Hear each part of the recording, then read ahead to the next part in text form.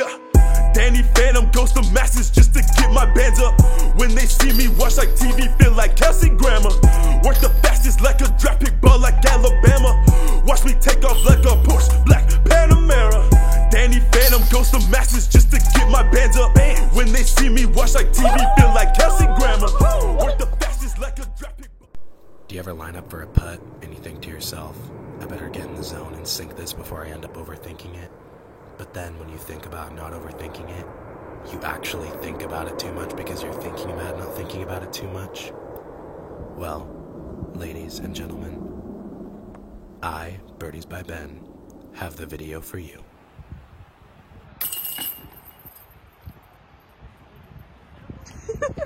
What's up guys, it's Birdies by Ben. So today we're going to do a tutorial on what's helped me personally in my putting game. And I'm going to give a disclaimer right out of the gate. These are the things that have worked for me. I know everyone's got their own style, everyone's got their own things that work for them. So I'm mostly going to go over what's helped me in my putting game. Putting is something that's really important in my game. And obviously really anyone's game. If you're going to play competitively or even just playing casually with your friends, if you can't ultimately get the disc in the basket, it's not really much of a point. So I'm rocking the Runes by Viking Discs, and we're just gonna put up a couple putts. One thing that I will say that's really important is getting as many warm-up putts in as possible, whether you're getting ready to play a casual round with your friend or any kind of sanctioned round.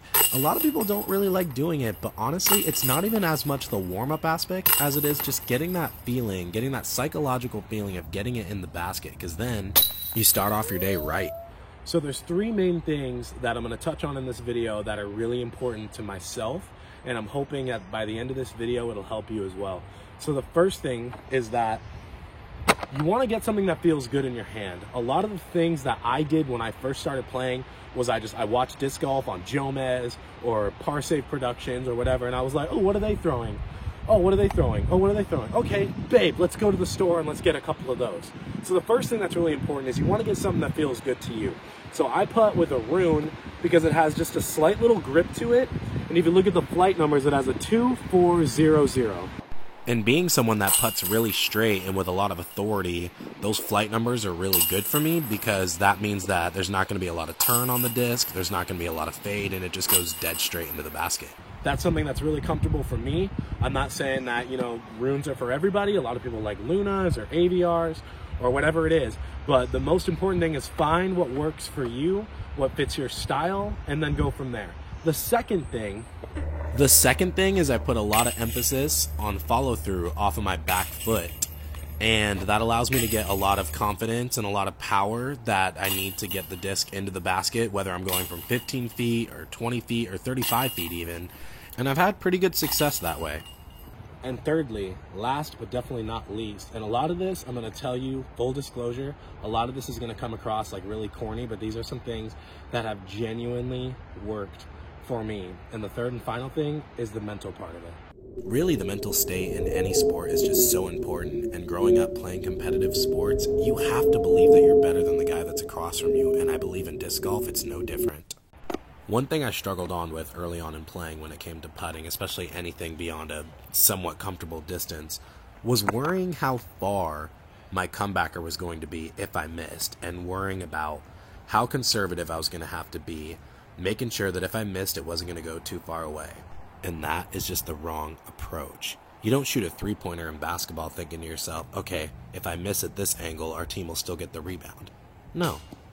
You throw it up, and you try to make it. Ultimately, if you're playing to hopefully not have a miss that goes too far, you're having the wrong approach. I have a lot of people that I play casual rounds with tell me, wow, Ben, you putt with such confidence. And in the moments, yeah, I laugh them off, but then honestly, sometimes I think to myself, what other way to putt is there? Because at the end of the day, if you're not out there putting for confidence, you really shouldn't be putting at all. Because honestly, when it comes to putting it in the basket, sometimes it's okay to be cocky. Guys, as corny and as stupid as it sounds, you just have to tell yourself you're going to make it, and you're going to make it.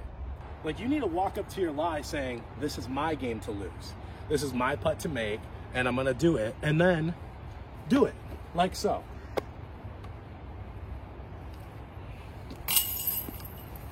Just do it! So I do what's definitely referred to more as a spin/push putt. And again, this whole video is definitely like what's been working for me, not saying like my style is what's best for you guys, but you guys asked for this video, so I want to definitely like touch on what has worked for me.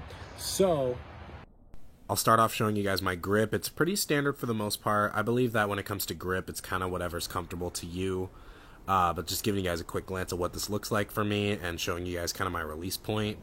Like I said earlier, I rely a lot on follow through, but kind of here's what the upper release looks like. And as I'm following through, I'm definitely trying to get as much spin on it as possible. With the runes being a 4 glide, they'll stay in the air for a while, but I gotta put a little bit of spin on them. But that's always been my putting style anyway, hence why I switched to them. That's why I believe it's so important that you find something that's really comfortable for you, because for me, with my style, I know that no matter how much spin I put on them, I'm gonna get it in the spot that I want from any position. The last thing you guys are probably wondering with my style of putting with spinning is, okay, how does Ben hit his mark so often? I'll show you. So as I touched on earlier, the runes have a 0-0 as far as the amount of turn and the amount of fade on it. But what I do is I put a little amount of hyzer and I aim for the right side just off of the middle. So when the disc comes out of my hand, it has a little bit of movement to the left, and more often than not, I hit dead center chains.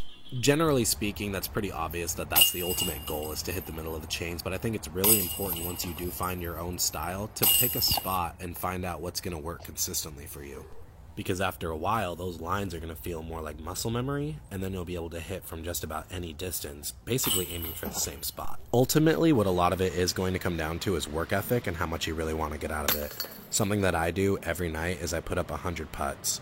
I pick 10 spots, and I don't go to sleep until all of them are in the basket. Alright guys, thank you so much for watching. I hope some of you got some useful tips out of this video. If you could please hit the like button, subscribe if you haven't already, give the video a share at the bottom. I want this to reach as many people as possible. Be sure to check out and follow Birdies by Ben on Instagram. Check out the giveaway that we have going in regards to this video, and I hope you guys have an incredible day.